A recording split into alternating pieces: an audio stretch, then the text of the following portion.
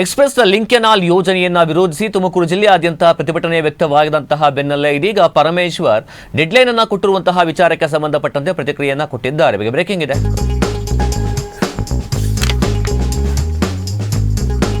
Hemavathi link canal ವಿರೋಧಿಸುವವರಿಂದ deadline ಕೊಟ್ಟಿರುವಂತಹದ್ದು. ಈ ಒಂದು ಡೆಡ್ಲೈನ್ ವಿಚಾರಕ್ಕೆ ಸಂಬಂಧಪಟ್ಟಂತೆ ಗೃಹ ಸಚಿವ ಡಾಕ್ಟರ್ ಜಿ ಪರಮೇಶ್ವರ್ ಹೇಳಿಕೆಯನ್ನ ಕೊಟ್ಟಿದ್ದಾರೆ. ಸರ್ಕಾರ ತೀರ್ಮಾನ ಮಾಡಿರುವಂತೆ ಕೆಲಸಗಳು ಕೂಡ ಆಗ್ತವೆ, ಅದರಲ್ಲಿ ಯಾವುದೇ ರೀತಿಯಾದಂತಹ ವಿಚಾರ ಇಲ್ಲ. ಅವರು ಕೇಳಿರುವಂತಹದ್ದು ನಮಗೊಂದಿಷ್ಟು ಸಮಯ ಕೊಡಿ ಅಂತ ಹೇಳಿ, ಈ ಬಗ್ಗೆ ಕೂಡ ನಾನು ಮಾತನಾಡ್ತೇನೆ ಅಂತ ಹೇಳಿದ್ದೇನೆ. ನೀರಾವರಿ ಸಚಿವರು DCMಗೆ ಕೂಡ ಹೇಳಿದ್ದೇನೆ ಅಂತ ಹೇಳಿ ಡಾಕ್ಟರ್ ಜಿ ಪರಮೇಶ್ವರ್ ಇದೀಗ ಪ್ರತಿಕ್ರಿಯೆಯನ್ನ ಕೊಟ್ಟಿದ್ದಾರೆ. ಹೇಮಾವತಿ ಲಿಂಕ್ ಕೆನಾಲ್ ವಿರೋಧಿಸುವವರಿಂದ ಡೆಡ್ಲೈನ್ ಅನ್ನ ಕೊಟ್ಟಿರುವಂತಹದ್ದು. ಪ್ರತಿಕ್ರಿಯೆ ನೀಡಿದ್ದಾರೆ ಗೃಹ ಸಚಿವ ಡಾಕ್ಟರ್ ಜಿ ಪರಮೇಶ್ವರ್. ಸರ್ಕಾರ ತೀರ್ಮಾನ ಮಾಡಿರುವಂತೆ ಕೆಲಸಗಳು ಕೂಡ ಆಗ್ತಿವೆ, ಅದರಲ್ಲಿ ಯಾವುದೇ ರೀತಿಯಾದಂತಹ ಡೌಟೇ ಬೇಡ. ಅವರು ಕೇಳಿರೋದು ನಮಗೊಂದಿಷ್ಟು ಸಮಯ ಕೊಡಿ ಅಂತೇಳಿ ಅದರ ಬಗ್ಗೆ ಕೂಡ ಮಾತನಾಡಿದ್ದೇನೆ ಎನ್ನುವಂತಹ ವಿಚಾರವನ್ನು ಹೇಳಿದ್ದಾರೆ. ಹೇಮಾವತಿ ಲಿಂಕ್ ಕೆನಾಲ್ ವಿರೋಧಿಸುವವರಿಂದ ಡೆಡ್ಲೈನ್ ಕೊಟ್ಟಿದ್ದಾರೆ. ಪ್ರತಿಕ್ರಿಯೆ ನೀಡಿರುವಂತಹದ್ದು ಪರಮೇಶ್ವರ್ ಈ ಬಗ್ಗೆ ತುಮಕೂರಿನಲ್ಲಿ ಮಾತನಾಡಿದ್ದಾರೆ. ಸರ್ಕಾರ ಯಾವ ರೀತಿಯಾದಂತಹ ತೀರ್ಮಾನವನ್ನು ತೆಗೆದುಕೊಂಡು ಕೆಲಸವನ್ನು ಆರಂಭ ಮಾಡುತ್ತೋ ಅದೇ ರೀತಿಯಾಗಿ ಕೂಡ ನಡ್ಕೊಳ್ಳುತ್ತೆ. ಅವರು ಕೇಳಿರುವಂತಹದ್ದು ನಮಗೊಂದಿಷ್ಟು ಸಮಯ ಕೊಡಿ ಮಾತನಾಡಲಿಕ್ಕೆ, ಚರ್ಚೆ ಮಾಡಲಿಕ್ಕೆ ಅಂತ ಕೂಡ ಹೇಳಿದ್ದಾರೆ. ಈಗಾಗಲೇ ಕೂಡ ನೀರಾವರಿ ಸಚಿವರು DCMಗೆ ಕೂಡ ಈ ಬಗ್ಗೆ ಹೇಳಿದ್ದೇನೆ, ವಿರೋಧಿಸುವವರನ್ನ ಕನ್ವಿನ್ಸ್ ಮಾಡೋ ಪ್ರಯತ್ನ ಮಾಡ್ತೇವೆ. ಒಂದು ವೇಳೆ ಕನ್ವಿನ್ಸ್ ಆಗಲಿಲ್ಲ ಅಂತ ಹೇಳಿದ್ರೆ ಪರ್ಯಾಯವಾದಂತಹ ವ್ಯವಸ್ಥೆಯನ್ನ ಕೂಡ ನಾವು ಮಾಡಬೇಕಾಗತ್ತೆ ಎನ್ನುವಂತಹ ಎಚ್ಚರಿಕೆಯ ಮಾತನ್ನ ಕೂಡ ಹೇಳಿರತಕ್ಕಂತಹದ್ದು ಪರಮೇಶ್ವರ್. ನೀರಾವರಿ ಸಚಿವರು ತೆಗೆದುಕೊಳ್ಳುವ ತೀರ್ಮಾನ ಅಂತಿಮವಾಗಿರುತ್ತೆ ಎನ್ನುವಂತಹ ಹೇಳಿಕೆಯನ್ನ ಕೂಡ ಕೊಟ್ಟಿದ್ದಾರೆ. ಬಸ್ ಇನ್ನು ಸ್ವಾಮೀಜಿಗಳ ಮೇಲಿನ FIR ಪರಿಶೀಲನೆ ಮಾಡ್ತೀನಿ ಎನ್ನುವಂತಹ ವಿಚಾರದ ಬಗ್ಗೆ ಪೊಲೀಸರಿಗೆ ಸೂಚನೆಯನ್ನ ಕೂಡ ಕೊಟ್ಟಿದ್ದಾರೆ. ಬಸ್ಗೆ ಕಲ್ಲು ಹೊಡೆಯೋರು, ವಾಹನದ ಗಾಳಿ ಬಿಟ್ಟವರ ಬಗ್ಗೆ ಕೂಡ ಪರಿಶೀಲನೆ ಮಾಡಿ ಕ್ರಮ ಆಗುತ್ತೆ. ಸ್ವಾಮೀಜಿಗಳ ಮೇಲಿರ್ತಕ್ಕಂಥ FIR ಅನ್ನ ಮರುಪರಿಶೀಲನೆ ಮಾಡಿ ಅಂತೇಳಿ ಪೊಲೀಸರಿಗೆ ಸೂಚನೆ ಕೊಟ್ಟಿರೋದಾಗಿ ಡಾಕ್ಟರ್ ಜಿ ಪರಮೇಶ್ವರ್ ತಿಳಿಸಿದ್ದಾರೆ.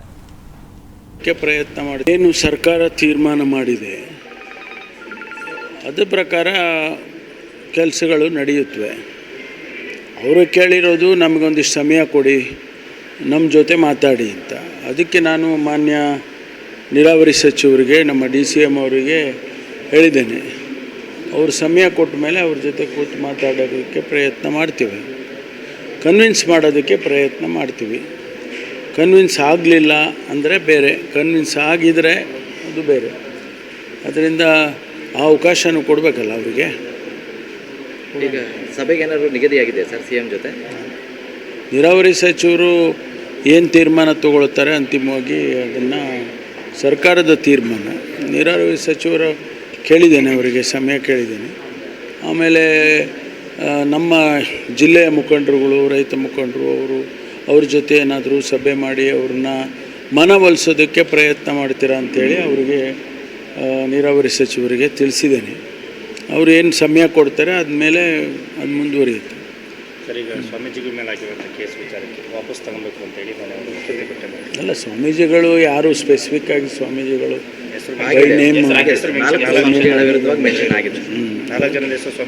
ಸ್ವಾಮೀಜಿಗಳ ಮೇಲೆ ಪರಿಶೀಲನೆ ಮಾಡಿ ಸ್ವಾಮೀಜಿಗಳ ಮೇಲೆ ಹಾಕಿರೋದನ್ನು ತೆಗೆಯೋದಕ್ಕೆ ಹೇಳಿದ್ದೇನೆ. ಬೇರೆಯವರು ಬಸ್ಸಿಗೆ ಕಲ್ಲು ಹೊಡೆದ್ರು ಅಥವಾ ಟೈರ್ಗೆ ಬಿಟ್ಟರು, ಅದೆಲ್ಲ ಪರಿಶೀಲನೆ ಮಾಡಿ ಅವರೇನು ಅವ್ರ ಹತ್ರ ಎಲ್ಲ CCTV ಫುಟೇಜ್ಗಳಿದ್ದಾವೆ. ಯಾರು ಕಾನೂನಿಗೆ ವಿರುದ್ಧವಾಗಿ ನಡ್ಕೊಂಡಿದ್ದಾರೆ ಅವ್ರ ಮೇಲೆ ಕ್ರಮ ತಗೊಳ್ತಾರೆ. ಸ್ವಾಮೀಜಿಗಳು ಯಾರನ್ನೂ ಕೂಡ FIRನಲ್ಲಿ ಹಾಕೋದು ಬೇಡ ಅಂತ ಹೇಳಿದ್ದೀನಿ. ಯಾಕೆಂದರೆ ಅವರು ಸ್ವಾಮೀಜಿಗಳಲ್ವಾ, ಅವ್ರಿಗೆ ಒಂದಿಷ್ಟು ಗೌರವನೂ ಕೂಡ ನಾವು ಕೊಡಬೇಕಾಗ್ತದೆ. ಅವರು ಕರೆದಿದ್ದಾರೆ, ಹೋಗಿದ್ದಾರೆ. ಅದರಿಂದ ಅದನ್ನು ಪುನರ್ ಪರಿಶೀಲನೆ ಮಾಡಿ ಅಂತ ಹೇಳಿ ತಿಳಿಸಿದ್ದಾರೆ. ವಾಪಸ್ ತೆಗಿತಾರೆ ಸರ್? ಅವ್ರಿಗೆ ಪುನರ್ ಪರಿಶೀಲನೆ ಮಾಡಿ ಅಂತ ಹೇಳಿದ್ದಾರೆ. ಸ್ವಾಮೀಜಿಗಳ ಮೇಲೆ ಆಗಿರತಕ್ಕಂಥ FIR ವಿಚಾರಕ್ಕೆ ಸಂಬಂಧಪಟ್ಟಂತೆ ಪುನರ್ ಪರಿಶೀಲನೆಯನ್ನ ಮಾಡಿ ಅಂತ ಹೇಳಿ ಸೂಚನೆಯನ್ನ ಪೊಲೀಸ್ ಇಲಾಖೆಗೆ ಕೊಡಲಾಗಿದೆ ಅಂತ ಹೇಳಿ ಇದೀಗ ಪರಮೇಶ್ವರ್ ಪ್ರತಿಕ್ರಿಯೆಯನ್ನ ಕೊಟ್ಟಿರುವಂತಹದ್ದು. ಲಿಂಕ್ ಕೆನಾಲ್ ಅನ್ನ ಏನು ಬಂದ್ ಮಾಡುವಂತಹ ವಿಚಾರಕ್ಕೆ ಸಂಬಂಧಪಟ್ಟಂತೆ ಈಗಾಗಲೇ ಕೂಡ ಹೋರಾಟಗಾರರು ಒಂದಿಷ್ಟು ಸಮಯಾವಕಾಶವನ್ನು ಕೂಡ ಕೇಳಿದ್ದಾರೆ. ಈ ಬಗ್ಗೆ ಚರ್ಚೆ ಮಾಡಿ ಮುಂದಿನ ತೀರ್ಮಾನವನ್ನು ಕೂಡ ತೆಗೆದುಕೊಳ್ಳಲಾಗುತ್ತೆ. ಒಂದು ವೇಳೆ ಅಲ್ಲಿ ಏನಾದರೂ ಕೂಡ ಅವ್ರು ಕನ್ವಿನ್ಸ್ ಆಗಲಿಲ್ಲ ಅಂತ ಹೇಳಿದ್ರೆ ಮುಂದಿನ ತೀರ್ಮಾನವನ್ನು ಏನು ನೀರಾವರಿ ಸಚಿವರು ತೆಗೆದುಕೊಳ್ತಾರೆ ಅದೇ ಅಂತಿಮ ಕೂಡ ಆಗಿರುತ್ತೆ ಅಂತ ಹೇಳಿ ಪರಮೇಶ್ವರ್ ಸ್ಪಷ್ಟವಾಗಿ ಹೇಳಿದ್ದಾರೆ.